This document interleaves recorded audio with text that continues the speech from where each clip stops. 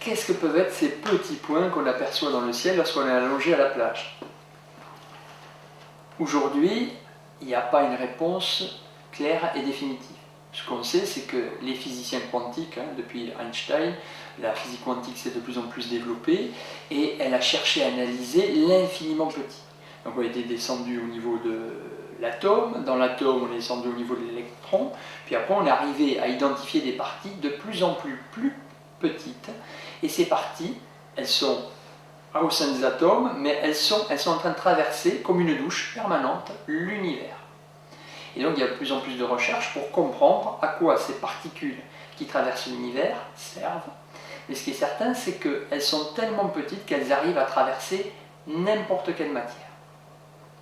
Alors, c'est comme si ce flux continu pouvait aller partout. La question c'est, est-ce que nous, on a réellement des récepteurs qui nous permettraient consciemment de sentir ce flux, cette douche qui nous traverse? En tout cas, ce qui est certain, c'est lorsque effectivement on rencontre quelqu'un et que cette personne est énervée, elle ne nous l'a pas dit pour autant, et même si elle essaye d'avoir un visage clair et net, on a souvent des ressentis de tension. A l'inverse, quand on a quelqu'un qui est dans la joie, eh bien, il y a une espèce de transmission inconsciente qui se met en place. Ça nous ramène à cette espèce d'océan continu qui envahirait ou qui serait présent dans l'univers et dans le monde, et où ce qui nous sépare l'un de l'autre, eh bien, ce serait peut-être simplement la conscience que l'on a de nous-mêmes. Peut-être que si ma conscience s'arrête à ce que je vois de mon corps, mes pectoraux, mes abdominaux, mes jambes, eh bien, mon corps il va s'arrêter là.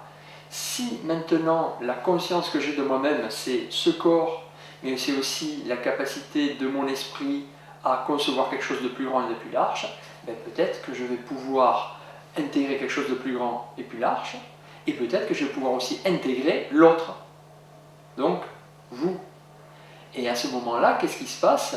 Eh bien, on est distinct, on a des caractéristiques qui nous sont spécifiques, mais la sensation, grâce à cette espèce de flux, d'océan, de prana, de ki, ou cette douche de microparticules qu'ont trouvé ces physiciens, eh bien peut-être qu'elle fait en sorte que l'on soit sans arrêt relié. Ce qui sous-entendrait derrière qu'on n'est peut-être jamais seul, sauf lorsqu'on se définit comme étant seul à l'intérieur de nous-mêmes. Voilà ce que je pourrais dire par rapport à ces particules.